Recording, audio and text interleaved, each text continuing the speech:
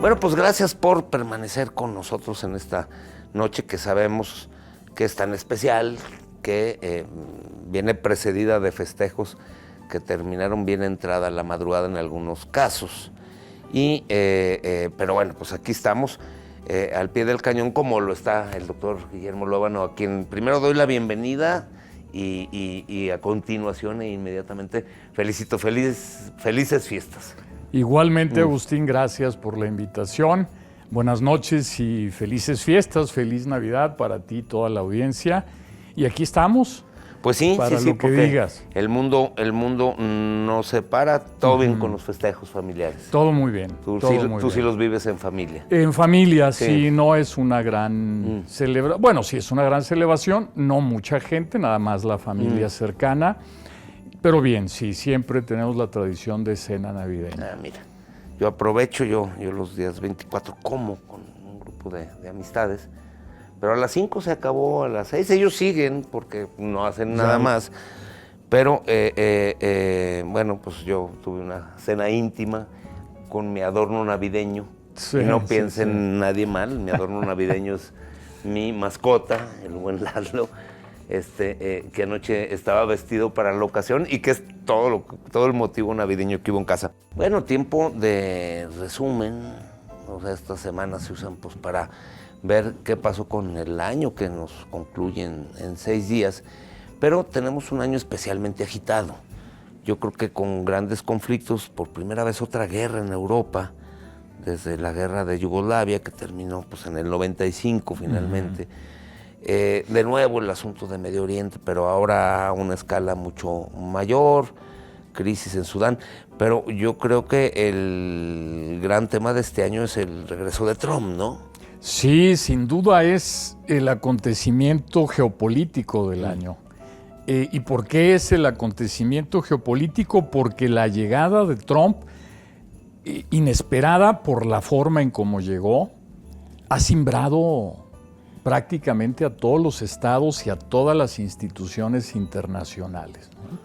Sí ha sido un torbellino para este 2025. 20 de enero, él tomaba posición, Así ganó, es. bueno, pues como siempre, en ese primer lunes de noviembre las elecciones, y ya el periodo de transición, que ya afortunadamente es muy corto, ya venía cargado de amenazas, de murmullos de tormenta, y se han desatado las tormentas. Sí, yo creo que en el cálculo de muchos, la retórica anterior y posterior a la elección, previa a la inauguración, a la toma de posesión del presidente Trump, han de haber calculado que era parte todavía de esta campaña, que seguía con la inercia, belicosa, sí. Exactamente, pero que una vez que llegase, como pasó en el primer término de la presidencia de Trump, que una vez que llegase a la Casa Blanca iba a calmar, a apaciguar el ánimo y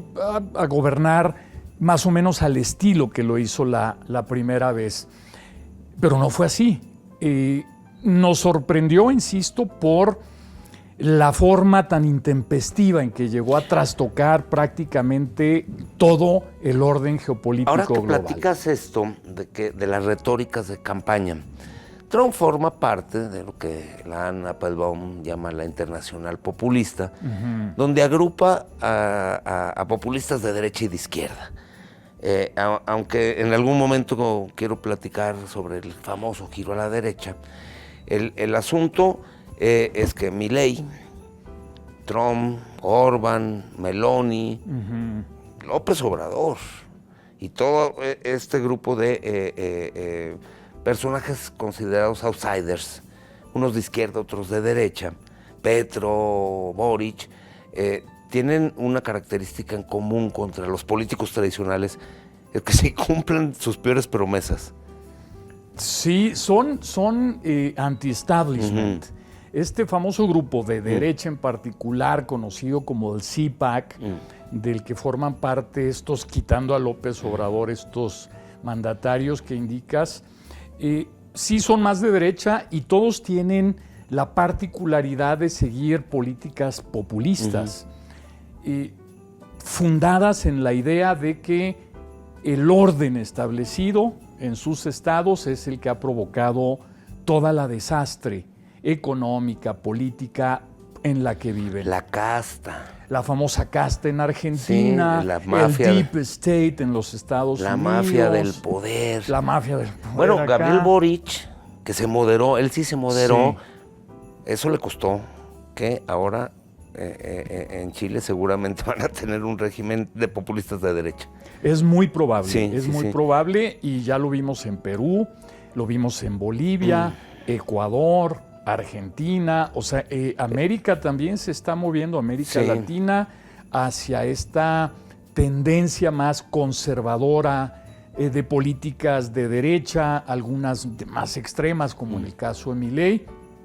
Y esto lo podemos ver replicado en muchas partes del mundo, ¿no? Es el discurso, la retórica que está funcionando, es los problemas que no se han resuelto son problema del Estado, del establishment, como lo llaman en Estados Unidos, esta burguesía o esta élite gobernante, y vamos a cambiarla. La casta, como dices, ¿no? Sí, como sí, dicen en Argentina, y les ha funcionado, por lo menos para llegar. La motosierra como... La motosierra, Bueno, sí. el caso de Milei es paradigmático porque cuando no tenía inclusive una fuerza de un partido, el Partido Libertario, pues era una pequeña formación sin diputados, acaba de ganar unas elecciones legislativas. Sí, así es. Y en cambio, aquel que sí se moderó, y me acuerdo del caso muy preciso de Gabriel Boric en Chile, bueno, pues a él le duró. Y el mismo Petro, que ha caminado por vías institucionales y que ya está en franca ruptura con el que es su candidato, el primer gobernante de izquierdas que ha tenido Colombia, por cierto. Sí, es cierto. Lo que también hay que decir es reconocer el impacto de Trump, inclusive en las elecciones internas de muchos estados. Esta fuerza que trae Trump, discursiva, ha contagiado a muchos. Bueno, en Argentina. En Argentina ayudó mucho. En Honduras. En Honduras también. Los dos que llegaron fueron de derecha. Sí, sí, sí. En Bolivia, los dos que llegaron fueron de derecha. Apoyados expresamente por Trump. Así es. Así es. Y esto les puede gustar a muchos o no, por la forma sobre todo en México, ¿no? Por esta mercurialidad del presidente Trump, de que cambia a cada instante. Un día está de muy buen talante con la presidenta Sheinbaum, al día siguiente ya amenaza otra vez con aranceles. Sí, así ha sido su política, ¿no? Es el estilo, y regresando a yo creo que es el evento más importante de este año en términos geopolíticos, la llegada de Trump y la política o el accionar político de Trump. Ahora, curiosamente con Trump, vamos a ver que ya llegamos casi a la media y tenemos que hacer una pausa. Sí, si por quieres supuesto. lo dejamos aquí donde, lo retomamos aquí donde lo dejamos, vamos a una breve pausa y regresamos más con este resumen del que vamos a hablar de otros asuntos de orden mundial. Quédese con nosotros, ya estamos de vuelta. Estás escuchando Entre Tintas y Tantos con Agustín Morales.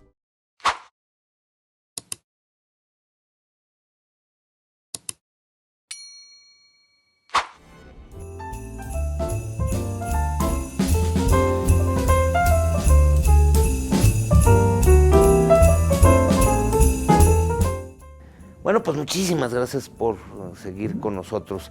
Y pues evidentemente, antes de poder pasar a otros asuntos, que muchos hay, y que tienen que ver casi en todos los casos con Trump, vamos a retomar este asunto, porque lo hablábamos en este breve corte, que creo que a los aliados tradicionales de Estados Unidos no les ha ido muy bien, porque parece que los grandes favorecidos son los chinos, que eran su primer objetivo. Él siempre planteó que su primer objetivo era China, y en la guerra de aranceles, en algún momento, pues el dinero, que es el que manda, le hizo ver que era mal negocio una confrontación comercial con China. Y entonces, bueno, pues ahí se mantiene, por un lado, la retórica, ya de muy bajo octanaje, vamos a decirlo así. Pero yo creo que la apertura a los mercados chinos por parte de Estados Unidos y viceversa, pues se ha mantenido en lo general, tanto así que hace unos días sorprendió, inclusive molestó a muchos legisladores de su mismo partido por la decisión de permitirle Nvidia, que es la empresa esta que tiene los chips más poderosos de inteligencia artificial, venderle a los chinos. Así es. Fíjate que no me cabe duda que la estrategia delineada desde el Departamento de Estado por el secretario Marco Rubio, por supuesto avalada por el presidente Trump, es la contención de China y la recuperación de los espacios estratégicos y zonas de influencia globales para los Estados Unidos. Esto yendo por encima inclusive, ahora que bien lo mencionas, Agustín, de sus propios aliados. Y metería el elemento de esta obsesión o gusto, si tú quieres, del presidente Trump por negociar, sobre todo con negociadores alfa como él, es decir, negociadores poderosos. A él no le gusta negociar porque los mangonea, lo hemos visto con Zelensky, con Carney, con casi todo mundo, y ahora se tenía el miedo de que fuera a maltratar a la presidenta Sheinbaum en el encuentro de Washington, en la FIFA, pero fue muy amable, pero el tipo lo que le gusta es enfrentarse con sus iguales y negociar duro, cara a cara, con otros negociadores alfa. Y el único prácticamente que hay en el mundo es Putin, y yo diría un poco menos, pero sí Putin y Xi Jinping, sin duda, ¿no? O sea, estamos hablando, incluso en el encuentro que tuvieron en esta gira que tuvo por Asia, hay una foto particularmente llamativa, por lo menos a mí me llamó mucho la atención esta significación que tiene esa foto de los dos saludándose, y a la usanza de Trump, él siempre con el brazo como jalando al otro, ¿no? Como a ver quién aprieta más, ¿no? Como a ver quién es más fuerte, a pesar de sus casi 80 años tal vez ya. Y le ves la cara a Xi Jinping sorprendido de que estuviera otra vez haciendo este tipo de juego, pero me parece que la salva muy bien, no entró en ningún tipo de forcejeo ni de mala cara, él siguió en el juego, pero estamos viendo que los dos están reconociéndose como dignos adversarios, si tú y quieres, como líderes juego, de las dos principales son los potencias, dos polos más importantes. Económicamente, militarmente. Sí, yo diría que hoy en día, incluyendo ahí sí a Rusia, estamos hablando de las potencias más importantes. Estados Unidos sigue siendo para mí el estado hegemónico a nivel global, aunque económicamente China y Estados Unidos compiten cara a cara, de tú a tú, pero Estados Unidos sigue siendo todavía políticamente el actor más influyente, y con Trump se ha demostrado el que determina cómo y por dónde se va a dar la política global. El único que la ha dictado, Agustín, este 2025 es Donald Trump. Sí, todos los demás reaccionan a él. Inclusive la Unión Europea acaba de recibir críticas muy severas.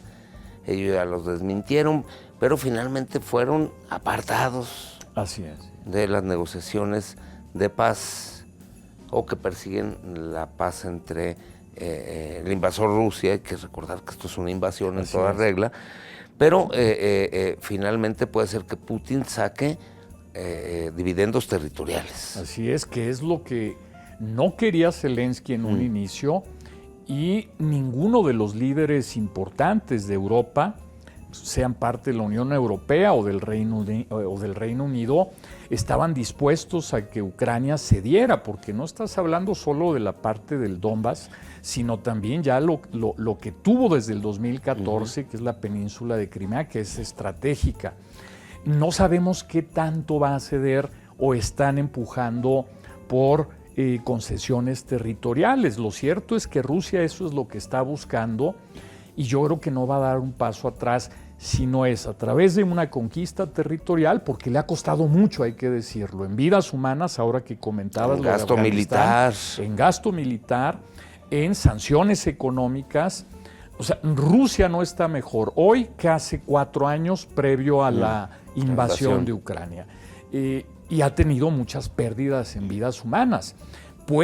Necesita, para lavar cara, como dicen por ahí, tener una conquista territorial para decir ganamos la guerra, ¿no? El Donbass, que está habitado por minorías prorrusas. Así es. Digo, eso también hay que decirlo.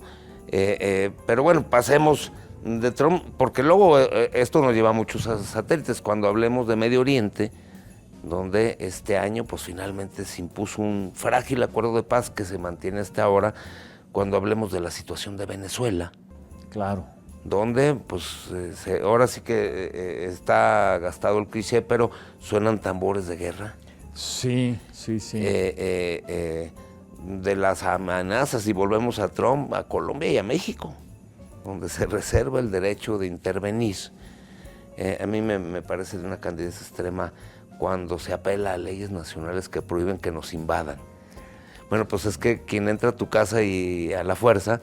Sí, no va a respetar el orden de la casa. El orden, oiga, no, es que aquí está prohibido que entren los ladrones. No, discúlpeme, pero yo soy ladrón y vengo a entrar. Y luego otros asuntos de otras características. Yo quisiera ir, yo creo que por el ruido mediático que hizo, porque la guerra de Ucrania finalmente ha ido desapareciendo. A pesar de que los combates siguen siendo muy cruentos, la destrucción de infraestructuras, los ataques ucranianos a territorio ruso.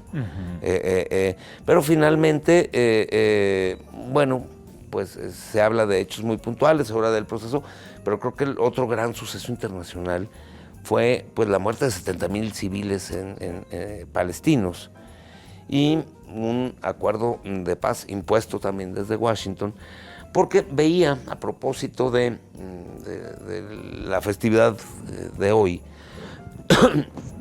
que después de una pausa de 2 años, desde el pasado día 7 se encendió un árbol de nuevo, un árbol navideño en Belén, y ayer y hoy pues se celebraron, tanto por los que son los custodios, que son una parte de los lugares santos están en manos de los ortodoxos, y otro de los latinos y las iglesias de rito romano, pues las festividades de la Natividad, de nuevo en Belén, después de 2 años donde pues un estado de guerra había impedido cualquier celebración.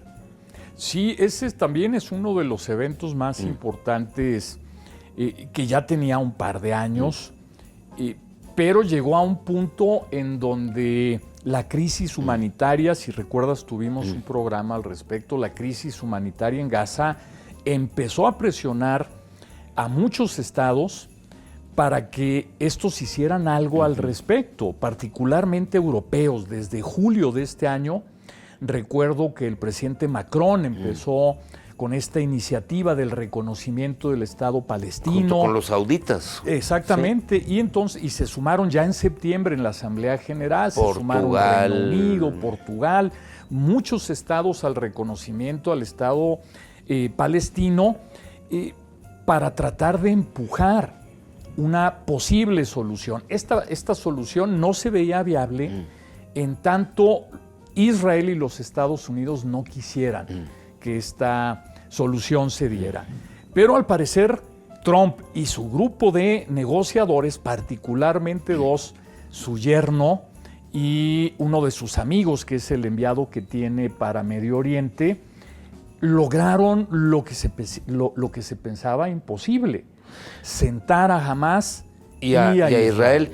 Yo, ya ves que aquí el tiempo siempre nos va mandando. Quisiera justamente para no soltar este tema, porque nos quedan un montón de asuntos que tratar, pero tenemos que ir a nuestro último corte ya y regresamos, bueno, para ver qué más nos alcanza, porque, bueno, pues fue un año agitado en lo internacional. Bueno, pues ya regresamos en unos instantes aquí entre Tintas y Tantos de Navidad. Estás escuchando Entre tintas y tantos con Agustín Morales.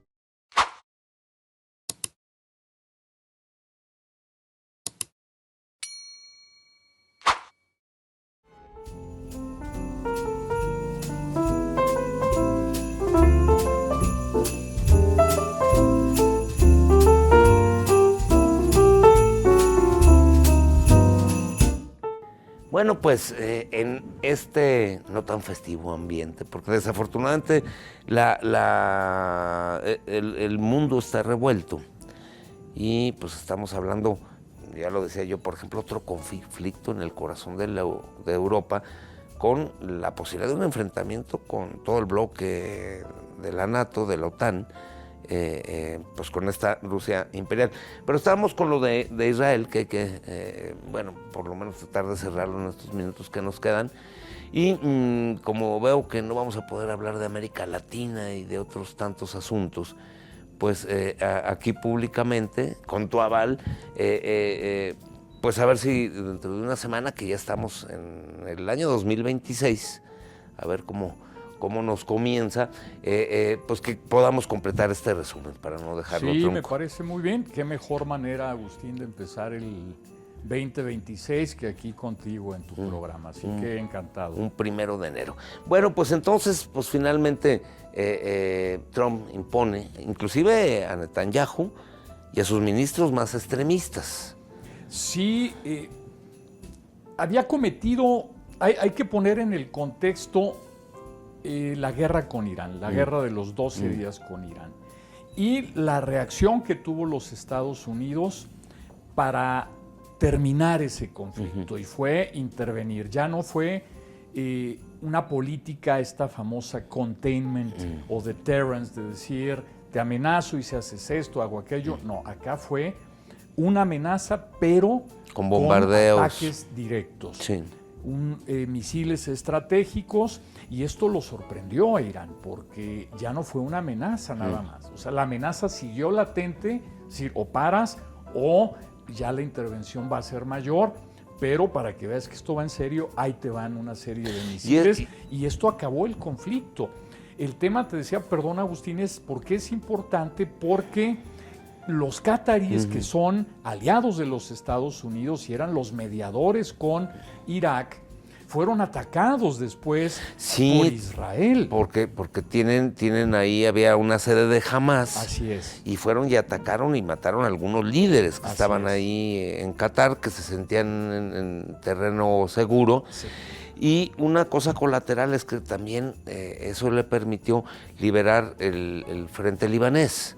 Así es. Porque Irán, ante el ataque, bueno, pues moderó a sus aliados libaneses, sobre todo los chiitas de Hezbollah, después de que habían perdido a sus aliados sirios.